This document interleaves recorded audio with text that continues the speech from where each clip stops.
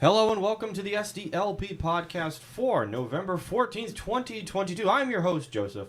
I'm joined today by my co-host, Will. Hey. And today we have special guest from Transparent, California, Todd. That's me. Yep. Before we get into it, let's just go a couple announcements. For those of you who are on the Discord and following us on Facebook, we've got some socials coming up for you. The most famous one, of course, is the fourth Wednesday of the month at Pretzels and Pints, 7 p.m. to 9 p.m. That is the fourth Wednesday of the month. So this month, it is going to be on the 23rd. And it sounds like it's going to happen, because sometimes it doesn't happen because it's like the week of Thanksgiving and no one is around. But sounds like it's going to be happening. Also, third Friday of the month, that'll be the 18th of November at Fat Joe's up there in North County, also 7 to 9 p.m. And, of course, there is always the XCOM meeting, which will be next month. That is usually the second Saturday of the month on Zoom. Be on the Discord, be on the Facebook, be on the website for the link. That's where all the sausage gets made here at San Diego Libertarian Party. Also, as a reminder, people always ask, what's the least they can do to help libertarians in San Diego County? Least you could do is actually the best you could do. And that is joining the party, becoming a dues-paying member. $25 for the year. Go to sdlp.org, hit join. $25 is the basic membership for the year. You can't even get a deal like Netflix for that. It's that simple. Plus, we help you guys save your liberty. So let's just get right into it. Todd, welcome back. Well, thank you very much. It's great to be here. It's funny. I think the last time we spoke was probably about a year ago. At least on the podcast. Mm-hmm. We were speaking, intermittently between then.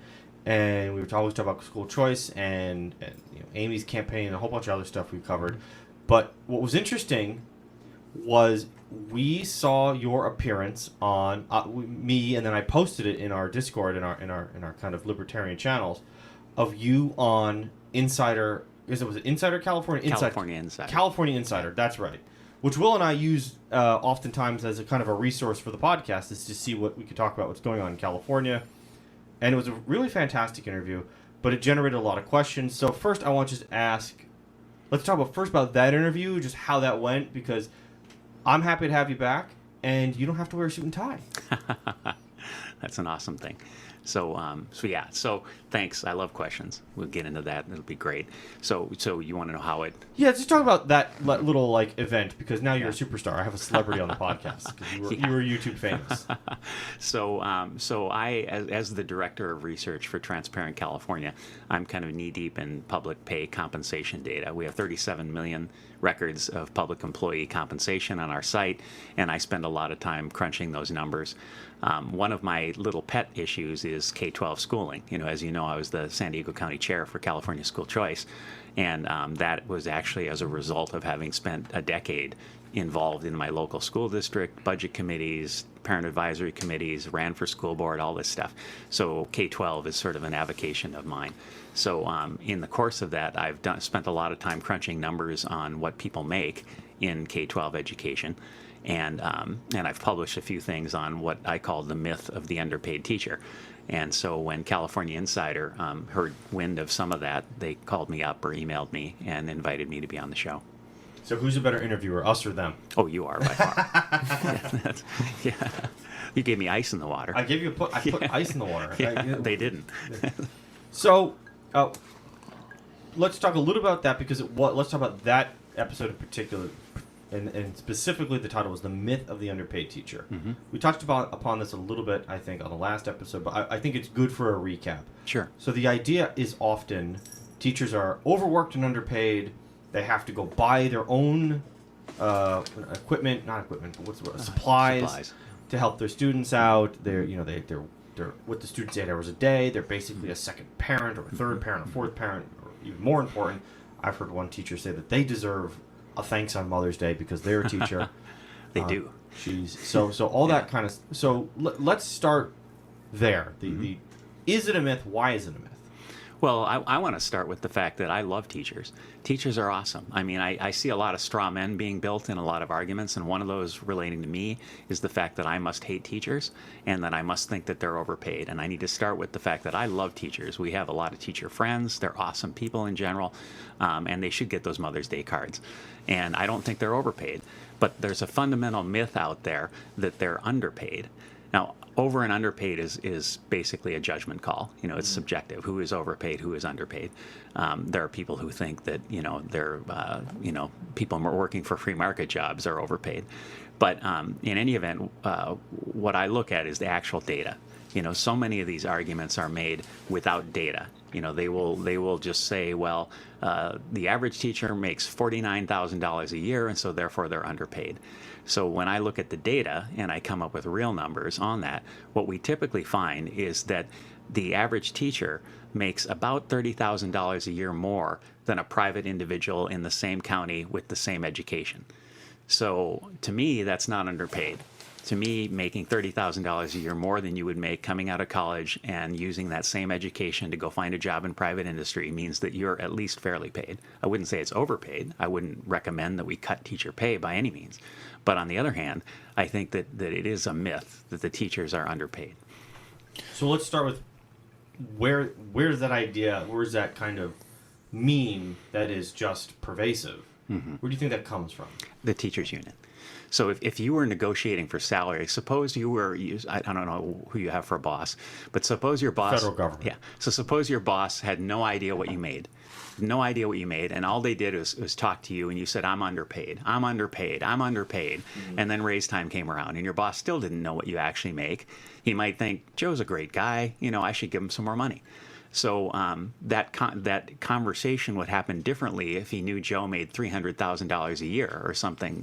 The definition of over and underpaid changes. In education, what the teachers union, they maintain this myth that teachers are horrendously underpaid. Because when they go in for negotiation, it works for them. They can convince the population that their teachers are just barely living off, top ramen and cat food. And therefore, if we have a certain pot of money that comes into the system, we need to send that to teachers rather than spend it on classroom discretionary supplies or instructional materials or better programs for advanced kids or any of the things that actually improve education. So what they base that on is the average starting pay. Whenever you ask anyone, like, what does a teacher make, they will quote you back the starting pay. So what you need, though, is you need to know data on what actual teachers who are in their career make. I mean, if I told you that doctors make $30,000 a year because residents, doctors who are residents spend a couple of years making almost nothing. But that doesn't mean a doctor doesn't make good money. So if you quote a teacher starting pay for the first couple of years and you think that's what teachers make, then you're wrong. That's what you need to do is look at the real data. Sure. Yeah, I mean, I guess the question of what is fair pay is just kind of impossible for us to really estimate because there's no market here in a way. It's kind of, what do you compare against? And I hear a lot of people talking about, well, if I had the same education in the private sector, mm-hmm. I'd make this much more. But what is your private, I mean, how does this even, you can't really just compare apples to oranges. You can't really compare a nurse's education to a teacher's education. Well, but no, you can compare. So you can't compare teachers to other teachers. There's no private market for teachers that's significantly sized enough to have a statistical. I mean, there are private schools, there are charters, but the union jobs overwhelm by far. So it's hard to compare. But I hear the same thing. The Education Policy Institute does studies every year, and they talk about how teachers are underpaid relative to what they would make with the same education in private industry. The problem is that they cherry pick that number, and they also do it nationwide. So when they say teachers are underpaid relative to private individuals with the same education, what they're talking about is Missouri, and Kansas. What they're not talking about is California. In California, the median teacher makes $119,422 a year in total compensation, and the median private individual makes about $78,000 with the same education. The California Department of Education publishes the numbers on what teachers' education breaks down, how many have bachelor's degrees, how many have advanced degrees, so on and so forth. And the U.S. Census Bureau publishes data on the same number for private individuals. But I mean, just the question of like what, let's say an advanced degree in education is a master's in education versus, say, a master's in mathematics or something. Are they actually comparing those together? No, they aren't. Okay. And I suspect that if you actually compared true apples to apples, if you looked at the percentage of teachers that have degrees in English, and then you compared that to the average pay of everyone else who has a degree in English and goes out and gets a job, I suspect the differential would be even larger. Okay. I suspect that private individuals would make even less than teachers. But I don't even want to go there because, in reality, if you put all the numbers together, they're making about $30,000 a year more than they would make coming out of college and finding a job. And I think that alone, is that fair? That's a judgment. It's impossible. You can't say how do you put an objective? Yeah. What is the fair pay? Yeah. But aside from that question, then, we talked about this a bit. Is this just if we look at like how much we're spending per classroom, and you can just correct me on the numbers here, that we've got, in San Diego, it's somewhere between 20 and 25,000. So if we were to just be very conservative and say it's 20,000 per student, and we've got, say, 25 students per classroom, that gives us a per classroom budget of 550. 550,000. So if you draw that 550,000 pie chart in your head, and based on Transparent California numbers, the average, compensation is somewhere between 120 and 130. That's not a big slice of the pie, it seems to me. Yeah, no, the vast majority of the expense in schools is overhead. It's not the teacher. So and just for those of us like me who just need words spelled out for them, overhead is referring to what?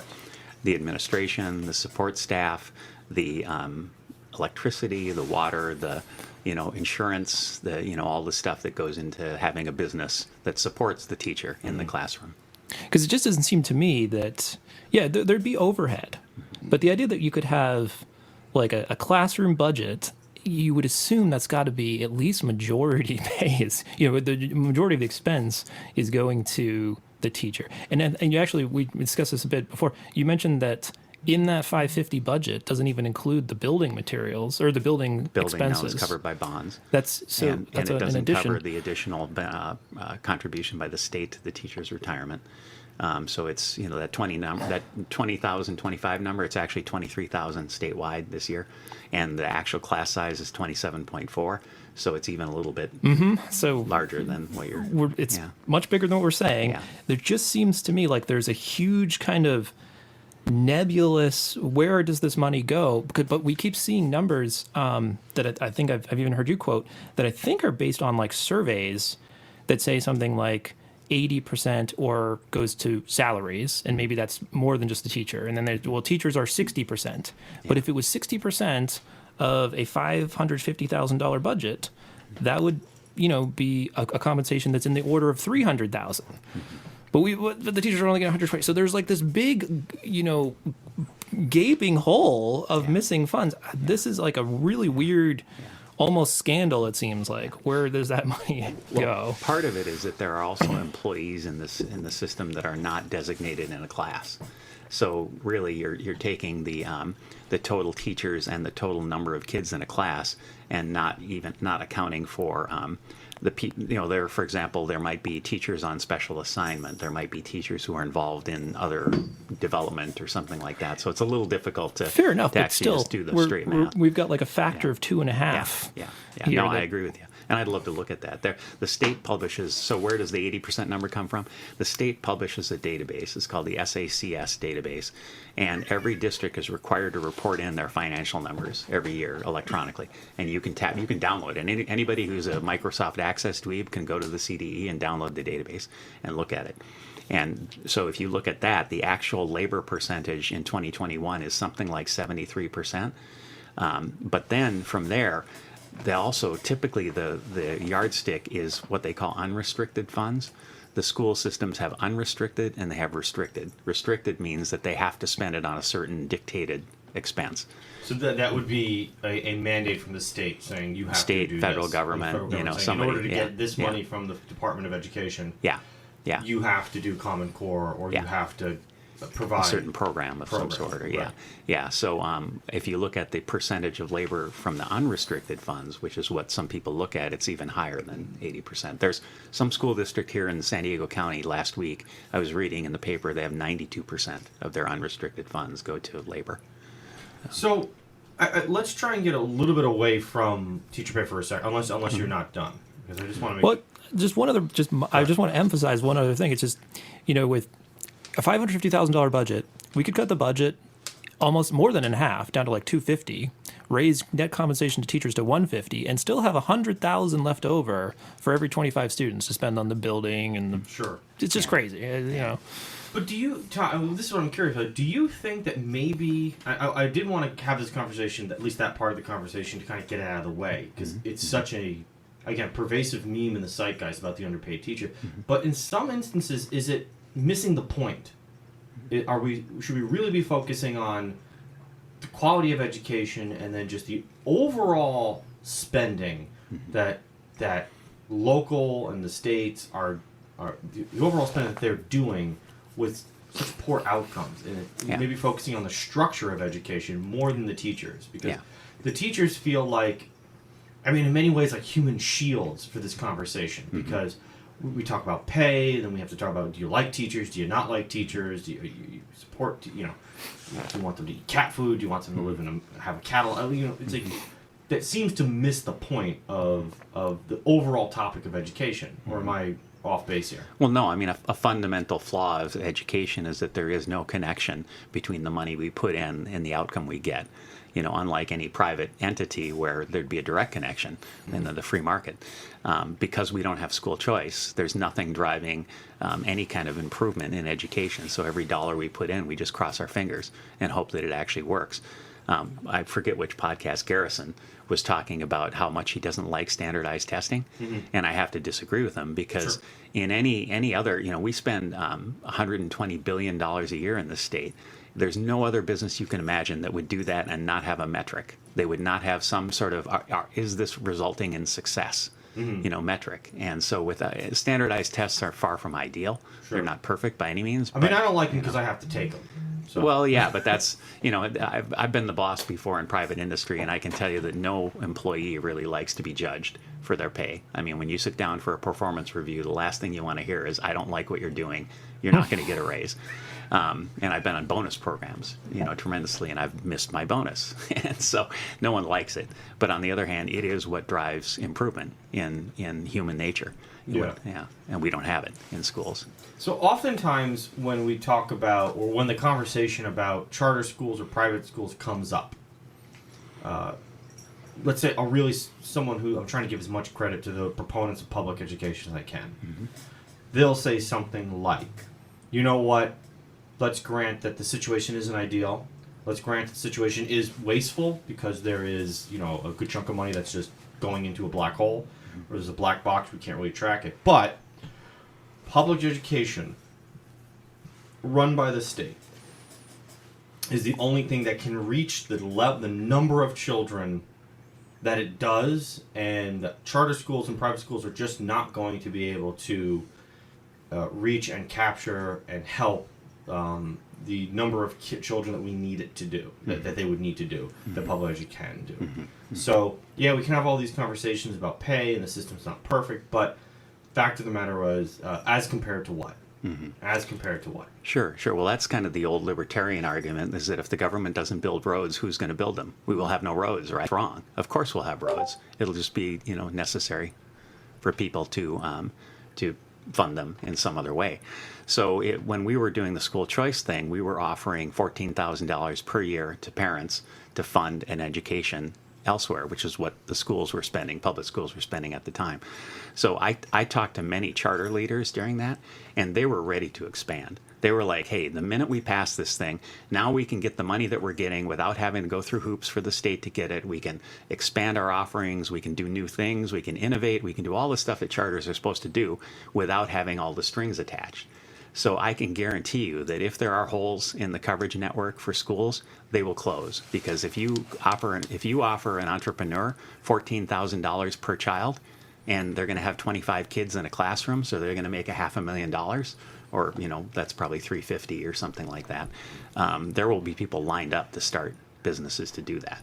Yeah. So, I have a friend of mine whose mother was in like special ed, right? And these are kids who need real help, and oftentimes his criticism of certainly my position of full privatization of this education system, dare I call it an industry, would be that these special ed kids are just going to get left behind because you might have the numbers on this, but I definitely remember a Reason TV kind of video special on a kind of stripped down school in the Carolinas, and the reason why his tuition was so low, the CEO of this school, was he basically cut out two things that are oftentimes a giant sinkhole for money, which was athletics and special ed. So that works for the average kid and the average parent, but what about the parents who have special needs or special ed students?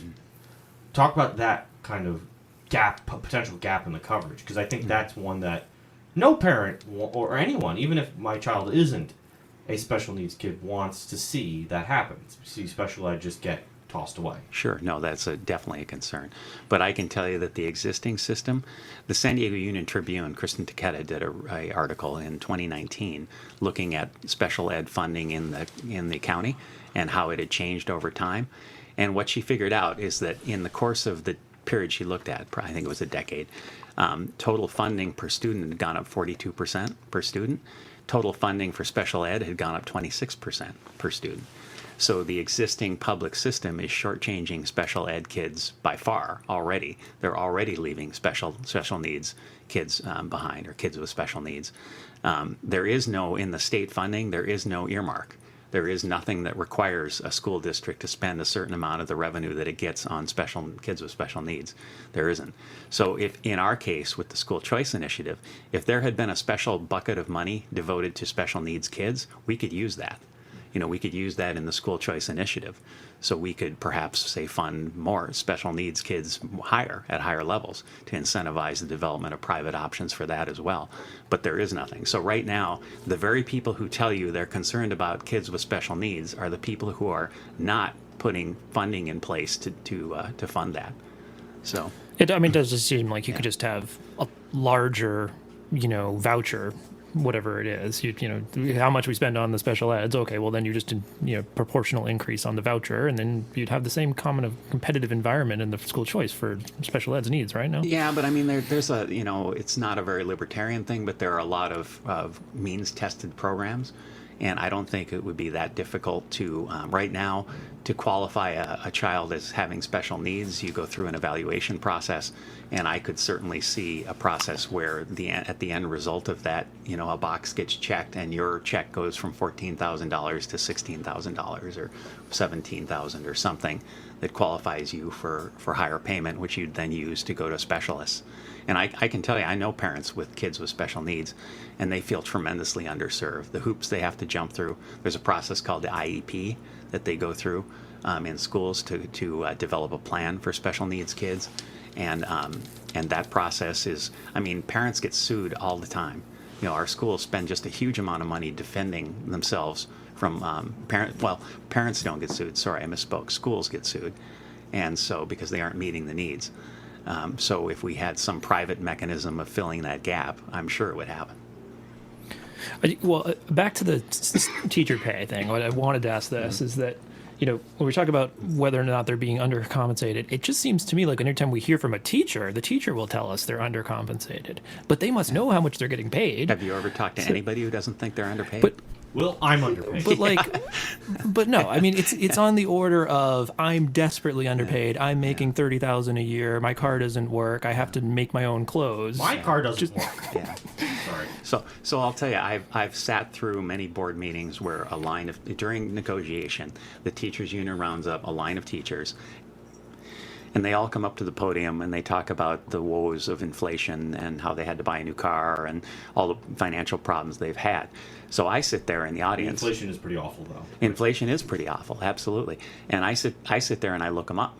And I'm sitting in the audience and I'm looking up Transparent California, the name of the teacher. You can actually look them up by individual name? Oh yeah, no problem. And So in this case, in the particular one I'm thinking of in Oceanside, the president of the teachers union went up and made this impassioned plea for inflation has been huge. We're all hurting. We need more money. She made total compensation $194,000. And many of the teachers who went up there had total comp in excess of $150,000. So, I truly believe that they feel they should have more money. Everybody does.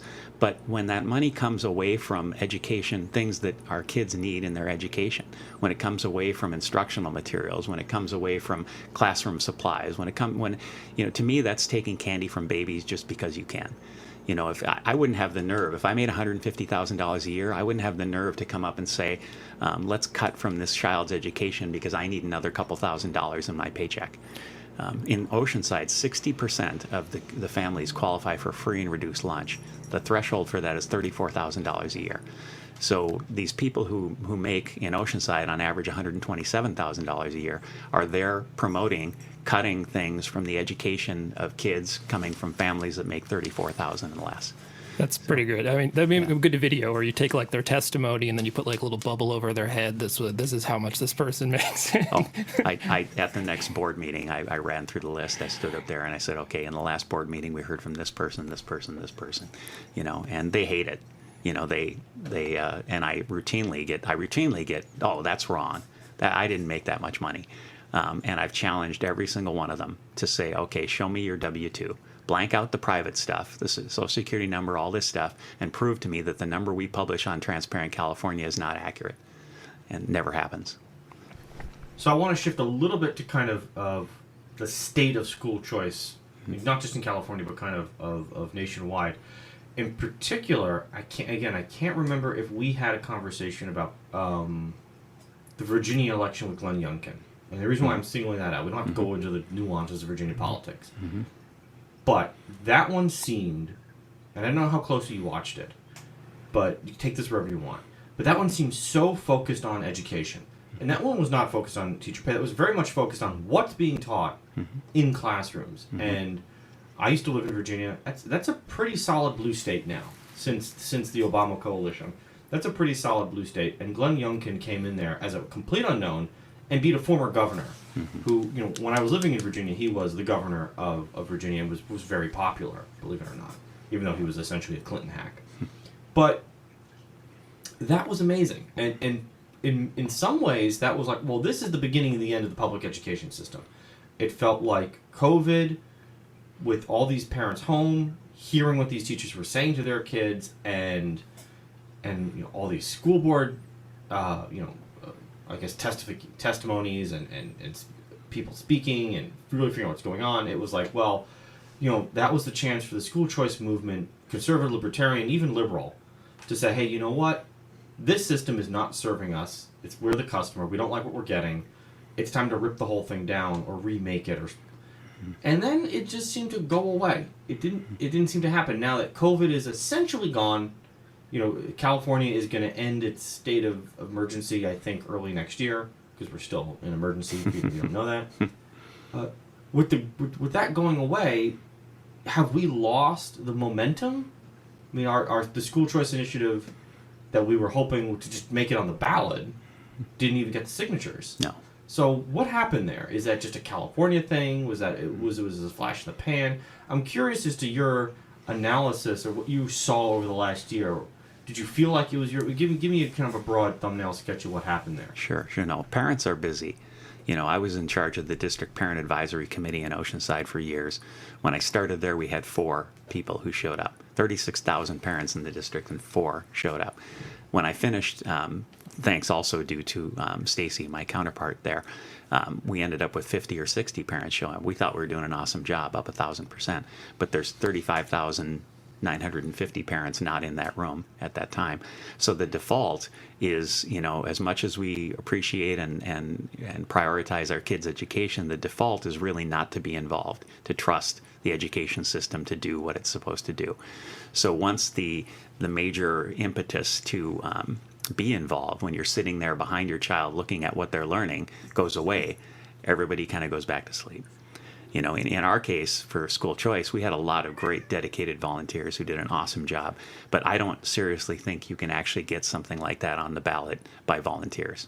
I think that if you look at the history of these proposals in California, I don't know that you've ever had one get on the ballot with strictly volunteers except Recall Newsom. The Recall Newsom thing actually made it on the ballot, failed.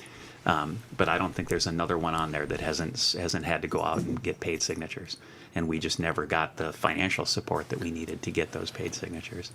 Have you seen what went on in Arizona, though? Are you familiar No, with that? go ahead. Oh, in Arizona, they passed our initiative. Oh, they did? Yeah, Arizona passed very, very similar to what we were trying to do.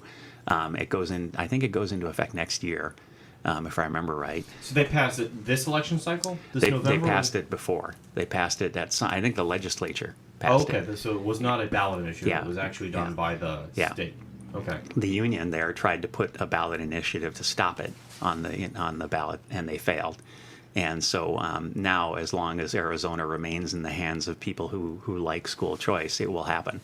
I'm sure there'll be court cases and challenges, and who knows how many years. But this is going to be a great test case for us.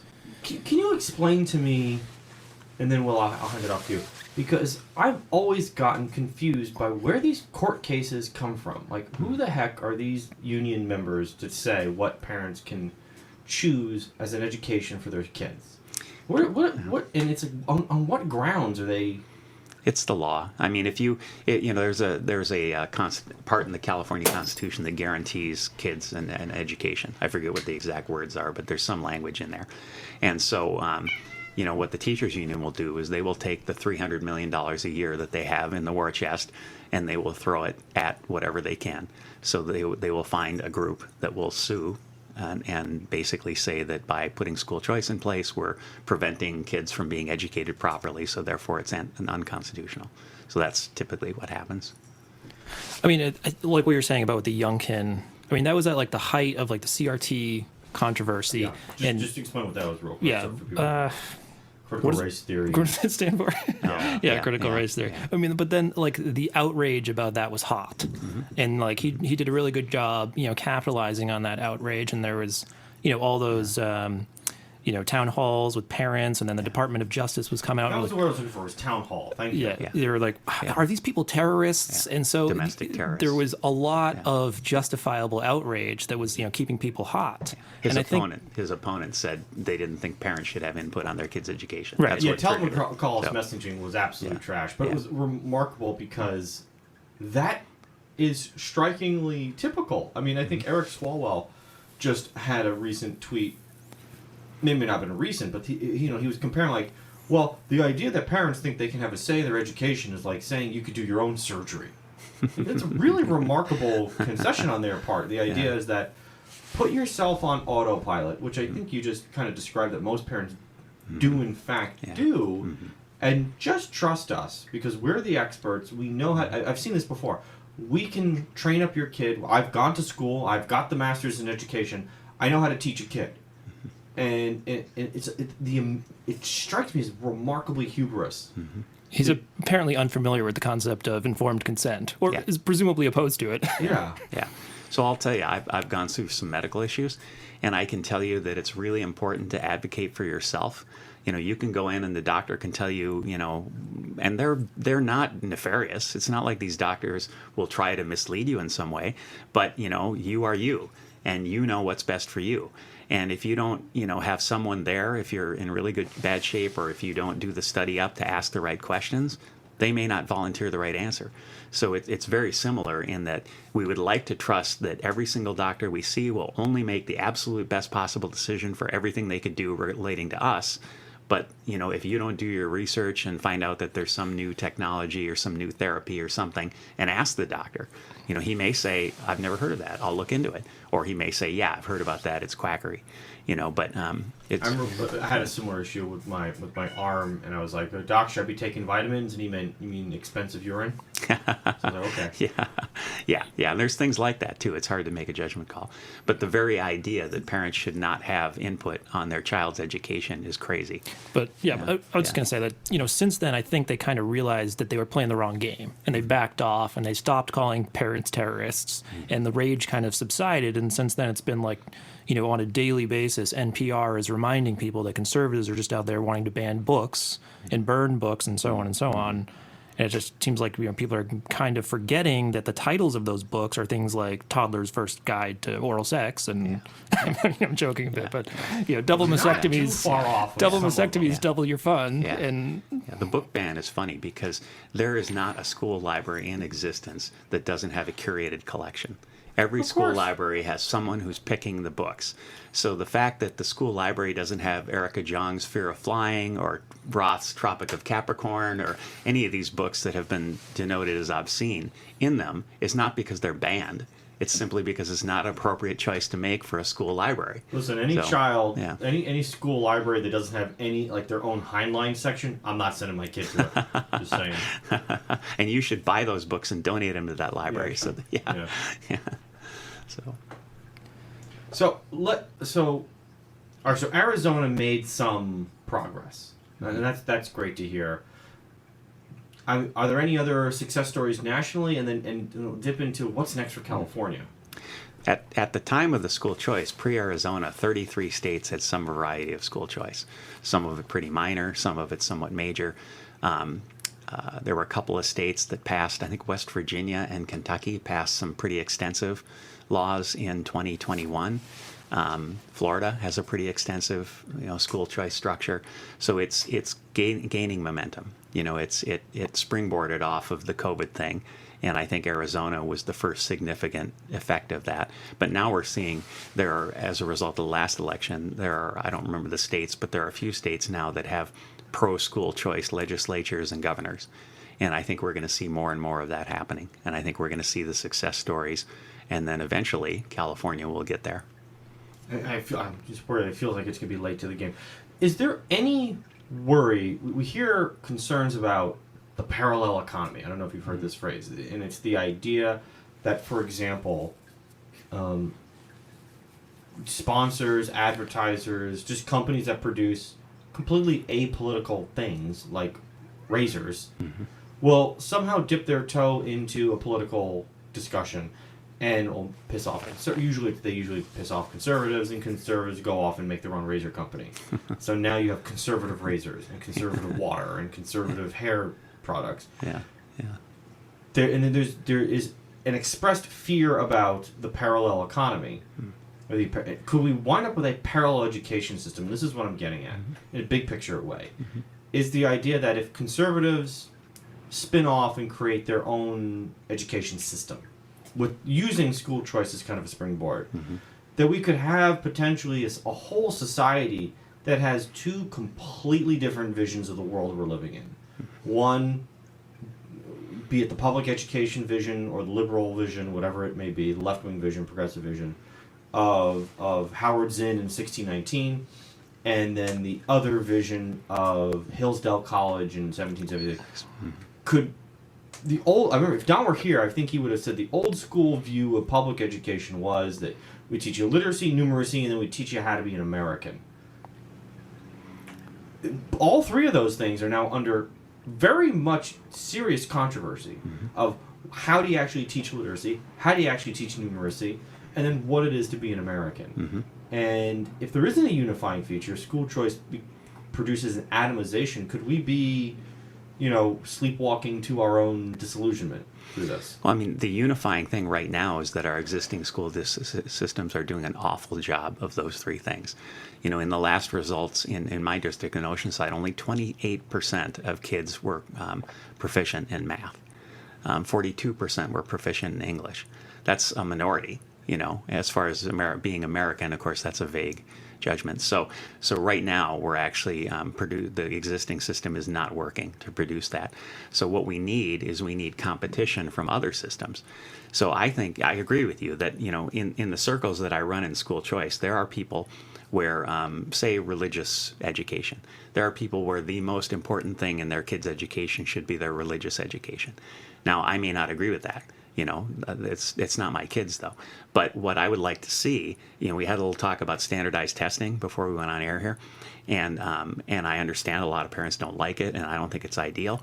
But I can tell you that if the state established a threshold and said, okay, every education, private, public, every education system has to meet a certain standard. We're going to measure you every year. If you don't meet that standard, you are not going to qualify to teach kids. You're not going to get that money.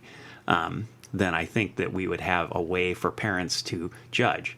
And they could say, okay, I'm going to send my kid to this religious school because I want them to have a religious education, but I understand that they're going to come out of it with half of the academic performance that they would get from this other school, or maybe twice the academic performance which is usually the case. So I think what we need, like we need in anything, in private industry, they say, inspect what you expect. If you're not watching to see you're getting the outcome for what you're spending, you're not going to get it. It's not going to happen. So we need, in my opinion, better standardized testing, perhaps more tuned to what parents want their kids to learn. And then we need better marketing of that publicity so that if you choose to send your kids to a school, you know what you're doing there, what you're going into. I think, what you're saying is that, well, there's the possibility that we're kind of building a fractured society. But, I suppose that is the case, that you'd have different schools of thought. One other question related to this, and, perhaps you'd have this situation in which, well, the funding would only be directed to schools that don't pursue these extracurricular, ideological studies. They just do reading and math. And this kind of brings up another question is, do you ever see any issue? There's kind of within libertarianism this debate about whether or not school choice is a Trojan horse of some kind, that it's just basically a way, that for the government to get its hands into private schooling and then orchestrate or must sort of manage what the curriculum is allowed to be. What would you say to those libertarians? Well, our initiative had language in it that specifically prevented the state from restricting funding based on curriculum or mandates. So, if ours had passed, they couldn't say, we're not going to provide money to private school XYZ because you don't require a vaccine mandate, or we're not going to because you don't teach sex ed in the 5th grade. We're not going to be able to do that. On the other hand, I just advocated kind of a sort of the maximum of control. The fact that if you don't meet certain academic performance standards, we take your money away. So I think the fundamental problem, though, is that we need to separate the academic performance from the curriculum issues. And I think that that it would be a way, if you didn't have those safeguards in place, sure. If you said to private schools, we're going to give you $23,000 a year, and all you got to do is make sure that you teach sex ed in the 5th grade and that you teach CRT or that, whatever their mandates are, it would be totally a way for government to get into private schools. So like anything, it's the devil is in the details. You have to have a legislation that prevents that from happening. I think it's just one other thing is just the tendency for people to it clarifies just how poor public schools are when you have this just immediately readily comparable charter school, like they have half the budget and 10 times the performance. It just kind of, I think, it wins the debate for privatization just because it makes so clear to parents like how bad their public school systems is. Whereas if you don't have that alternative, you don't have that comparison point, who's to say that the public schools are bad? Yeah. Well, there's a lot of excuses we hear about socioeconomic circumstance. They'll say that like this charter school does better because it's in a rich area, and those parents. Will Huntsbury, the Voice of San Diego, did this awesome analysis about a year or so ago, where he and I believe it's UC San Diego maybe combined and did an analysis based on they weighted the test results of the schools based on socioeconomic level, percentage of kids and median income and all this stuff. And that was awesome because it actually illuminated, school districts that were actually doing really well, far better than they should have, based on the socioeconomic circumstances of their populations, and others that were doing really miserable. Oceanside, for example, was the second worst performing district in San Diego County. The only one worse was Sweetwater. And Sweetwater is renowned for corruption and misspending of funds and all this stuff. They've been under state control at various times. So that's kind of what we need to look at. We need to make sure that that we're looking at the whole picture in these things. So put a pin on that one because I want to come back to it. But I did want to piggyback on what Will said, particularly about the Trojan horse idea. I can remember, and you know, I'm not too familiar with this case, so I don't want to comment on it, but I want to use it as an example of New Orleans right after Katrina. And again, I remember a Reason feature on this, and I do remember, I think Malcolm Gladwell did a piece on it in the New York Times, was that the school district in New Orleans after Katrina quite literally was swept away. So the only thing that could fill that gap were charter schools and private schools. And so you had this renaissance of privatization, and the only thing that wasn't in dispute was the improvement of test scores. However, what started to occur was this kind of over-tyranny of regulations that prevented, you know, so if a parent signed up their child, I remember this one example, for one charter school, the state mandated that they couldn't disenroll until halfway through the academic year. So they couldn't just jump ship and go to another school or anything like that. And I can also remember a John Oliver piece, which is essentially a hit piece from a number of years ago, on how Ohio is this wild west of school choice, and that it's so bad we're ruining these children's future. We can't really market experiment with children's future because, you know, it's their future and they only get one of them. So what is the fear and the protection from kind of an overregulation? Because we can have school choice, but if the state can't control directly through its own employees, there's a fear that they will control through just occupational licensing and building codes and just overregulate you to death. Sure. Is there any kind of solution that a school choice advocate can have to fight that off? Well, you know, the state can do anything. You know, one day you can wake up and the state can tell you can't leave your house without a mask on. You know, which 3 years ago, everybody would have thought, oh my God, that's impossible. The state could never do that. So there's nothing to prevent the state. No matter how well we write the legislation to begin with, there's nothing to prevent the state. But I can tell you that if you had 6 million parents or 6 million kids, 12 million parents who were out there, they signed up for a certain private school, and they're paying tuition, and their kid is doing well, and then the state comes in and says that private school isn't going to get any money anymore because they do this or that, there's going to be an uproar.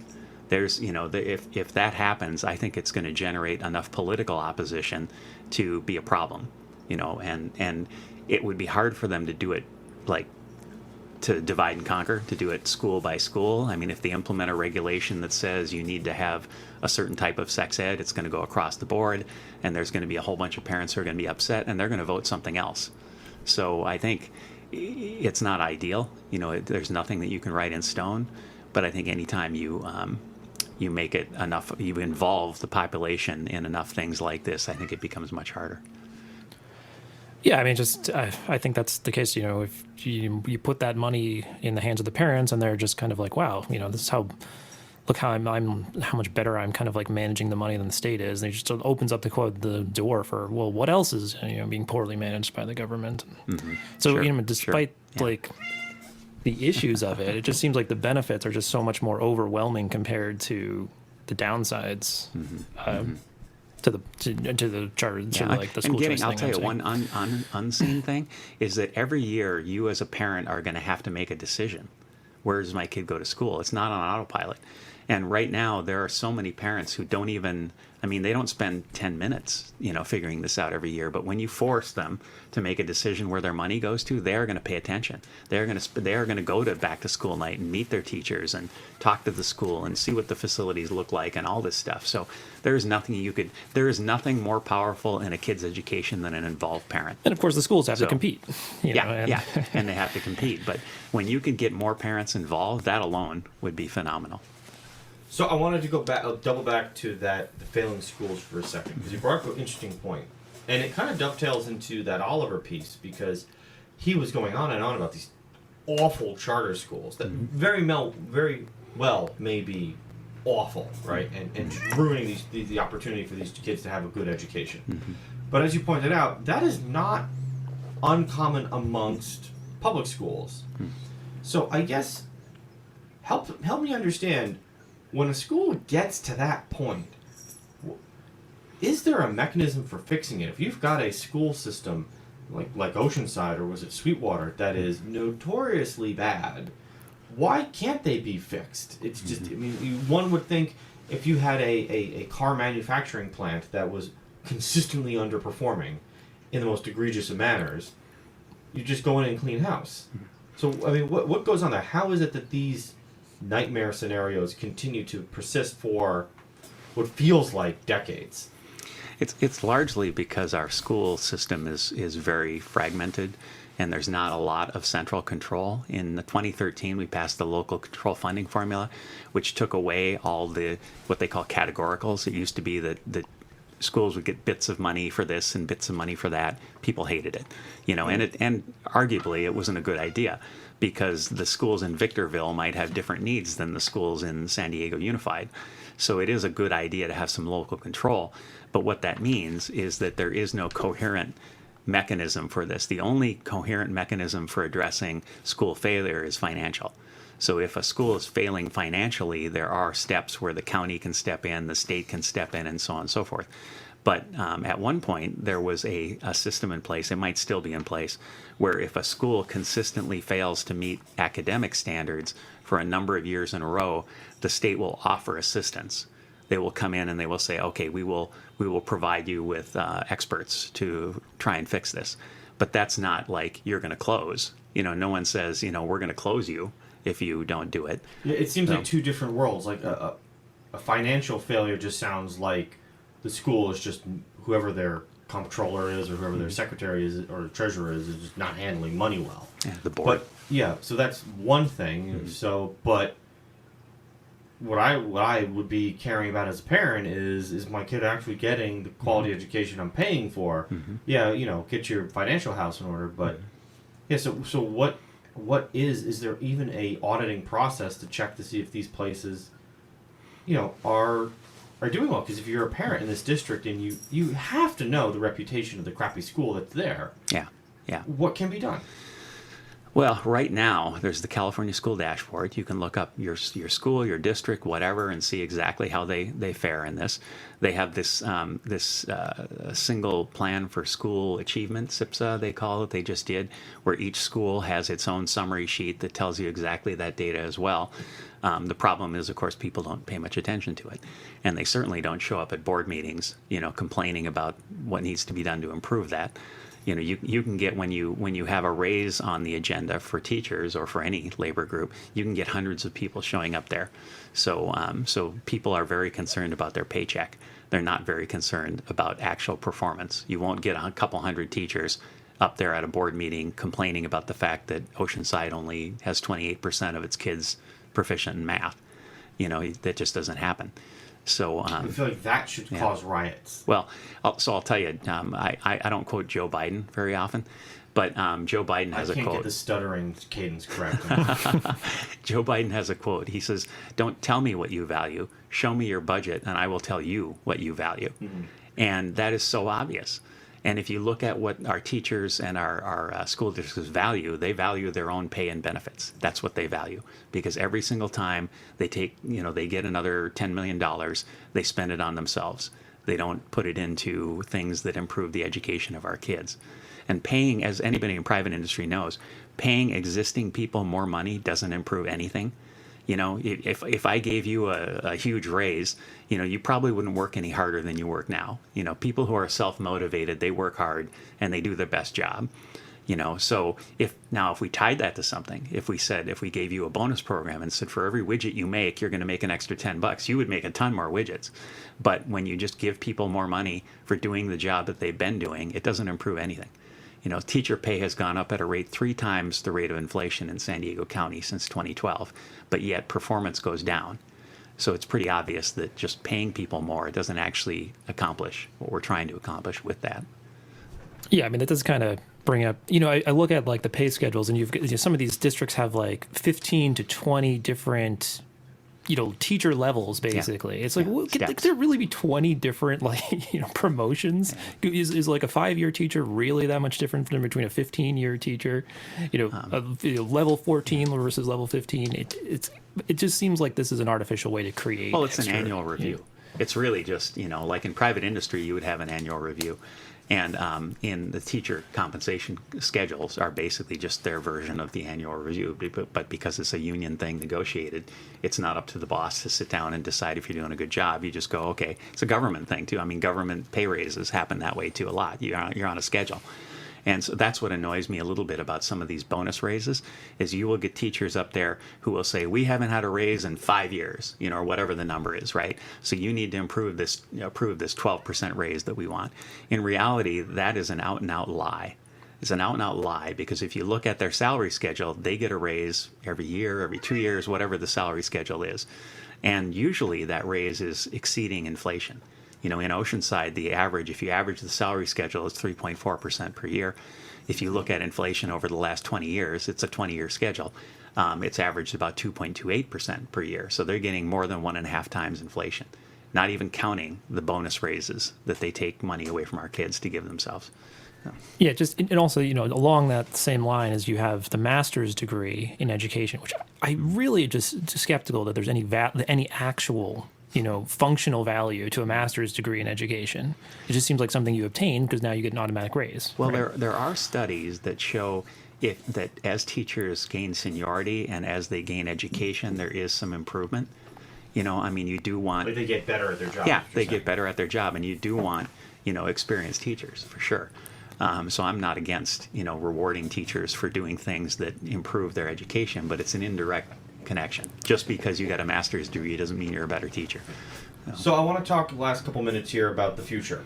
After failing to get the signatures, failing to get on the ballot, certainly after this election cycle, what is the future for the school choice movement in California? What do you see happening first? What are kind of your plans for the future? I know you're doing a lot of Transparent California stuff, but what comes next? Well, I don't know. I know that the organization that I was working with, Californians for School Choice, still exists. I still get an email every once in a while from the president. I've heard that they're planning on a newsletter, or he's actually talking to you? A newsletter. Yeah. I mean, we've emailed back and forth on specific topics, but so I know that they're working on coming back around to it. I just don't know exactly when. If that's going to happen in 2023 or 2024. I suspect that the California Policy Center, I don't know, do you know Lance Christensen at all? I don't. So he was running for school superintendent in the last election against Tony Thurmond. He's a great guy. And so I know he was a proponent of an alternative school choice initiative that was happening at the same time as ours. And I have no idea whether they're going to try that again, but they've been big on that for years. I think fundamentally, though, both of them need to figure out how to attract some deep pockets. People like, say, Elon Musk, we'll just take him up because he's the prototype of deep pockets these days. If he wrote a check for $10 million, we would have it on the ballot.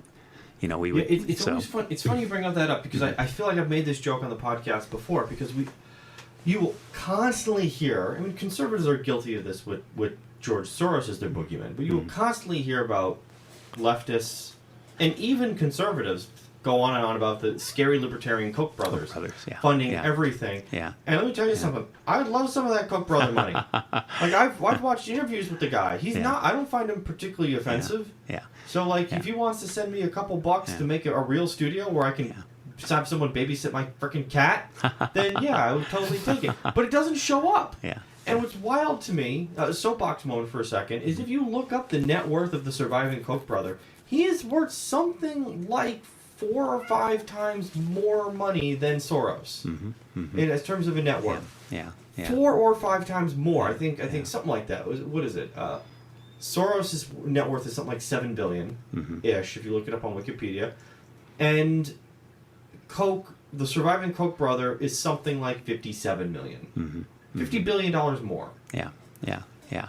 So, cut the check. So Transparent California was actually at one point funded in part by the Koch brothers. That all ended in 2016. And I can tell you that... See, what happened there? Well, so I can tell you that I hear about it all the time. It's like a common thing. You guys are a right-wing, Koch brothers funded, blah, blah, blah, blah, blah. In reality, it's all individual donors. Our average donation size is $48, in the last year. So, I'd love to have some of that Koch brothers money too. You come back. But no, we need somebody who really believes in the education of our kids. We need somebody who can, or a group of people who can write, checks that are big enough so that somebody can go out and pay those guys to stand in front of the Safeway and collect signatures and get it on the ballot. Well, Lord knows that makes a difference, because I remember talking to one of those guys. He was getting like $3 a signature. And it's like, okay, that's the one they really care about. Oh, yeah. That's the one they really care about. I think it was some sort of rent control thing. Yeah, I did that just for the heck of it. In 2016 or 17, I signed up and I became a paid signature gatherer, and I did it for a few months. And I just did it because I wanted to talk to people about politics in front of the grocery store. It was just kind of fun. Sure. But I can tell you that the incentive is strong. And some of those, the gas tax, it wasn't the gas tax. There was one on maybe the dialysis thing that was paying $5 a signature. Wow. And being me, I wasn't doing it for the money. It wasn't my job. So I would not push. I didn't agree with that particular one. So it was on there because the company I worked for wanted me to have it. Sure. But I was not like putting it in people's faces. But if they wanted to sign it, I'll take their $5. Sure. But I mean, yeah, that's how it works. Is that if you're a paid signature gatherer, most people who are trying to actually make a living doing that are going to put that dialysis thing right out in front and convince you that you need to sign it. What people need to remember, though, is just because it gets on the ballot doesn't mean it's going to pass. Sure. You can sign. I occasionally sign propositions that I don't really agree with, but I just think that the people should be able to vote. The people should make that decision. Yeah. Okay. Well, what else do we need to talk about? Well, I mean, anything? Final comments. We've come to the end of our. You were afraid we weren't going to make a full episode, and we're already running over. I'm kind of just curious Debbie about Downer. what do you think about this idea? If you were to just you take the budget and you go to the teachers and you just say, yeah, you're underpaid. I'm going to give you a raise, and at the same time cut the budget in half, and I'm still going to give you a 30% raise. Doesn't it just seem like if you kind of took that approach, you could just sort of pull the teachers out of the union? I mean, what do they care? I'm going to be part of this union if I'm going to get a 20% raise. I think that doesn't really directly address the problem, which is the need to improve education.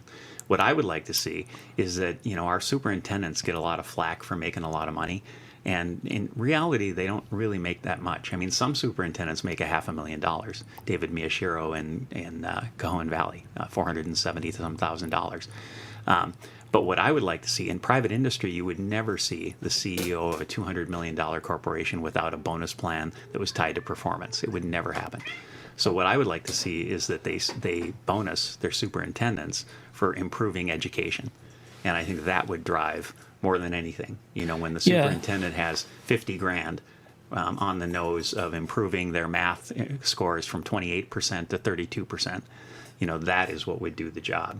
Yeah, I mean, I think, even though you've made the point that it's, these, on average, these teachers are really, fairly paid, or at least, much more paid than the typical understanding is. But then you have the intro teacher who's not paid so well. So what is the greatest, easiest way to improve education? I would say it's, basically raise the entrance pay. To get more people, more highly educated, more valuable people interested in the job, instead of having to start them. I mean, if it takes 10 years for us to get to the decent pay. Well, I mean, one area we haven't talked about, and I'm really curious, we don't have time for it. Uh-oh. But is also just the element of the environment of teaching itself. This was something that our former co-host Don had a big problem with towards the end of his career, which was like the ability for teachers to control the classroom and to control the students. Has become an issue for a lot of people. So it's even if the pay was good, the environment is so chaotic in some respects that no reasonable person would want to deal with a bunch of pain in the butt teenagers, specifically high school. But I'm sure. Let's just say you're made the CEO and your performance, your pay is now tied to this performance. What are you going to do to actually increase the performance of the schools? Sure. Well, the number one thing, as Joe hits on. Class size has been demonstrated to not really have an impact on academic performance, much as people always call for smaller class sizes. But just when I talk to teachers, kids are becoming even more and more disruptive these years, and class size, I think, definitively attaches to that. I mean, if you have a class of 30 and 5 of them are disruptive, you can't focus on those 5 to get them, tamped down or something. If you have a class size of 15, then you have more ability to deal with that kind of stuff. So what I would do in Oceanside, the last bonus raise they gave themselves cost $5 million. I would have taken that $5 million and I would have instead hired X number of teachers. I think I figured out 66 teachers could be hired with that money. And at that point, you'd reduce the class sizes by 2 or 3. So instead of giving a bonus raise, keep the salary schedule, keep them on their 3.5% a year, give them raises, that's fine. But instead of adding these millions of dollars every couple of years, I would put that into class size reduction until eventually, and starting the starting pay for beginning teachers. So I would do both of those. And at that point, after several cycles, maybe 3, 5, 6, 7 years down the road, you would have class sizes under control. You'd have more teachers joining the profession. You'd be fixing the problem. All right, I think we're going to have to leave it there. Todd, thank you so much for coming back on. Oh, thank you guys both. This was a lot of fun. Yeah. You have to wear a suit and tie. Thank you very much. I love to talk to you, and it's great having Will on here as well. It was a pleasure. Yep. All right, so if you enjoy the podcast, like, rate, share, subscribe. We're on Libsyn, iTunes, Stitcher, Google Play, iHeartRadio, all sorts of podcast things, because, Libsyn's been treating us pretty well lately, and if I'm not on a product or a platform that we should be, just email us and let us know. I'll try and get us on. As a final reminder, all opinions expressed on the podcast are solely those of the individuals on the podcast, and not the expressed or endorsed position of the SDLP, the CLP, or the National LP. So for Will, Todd, I'm Joseph. Bye-bye.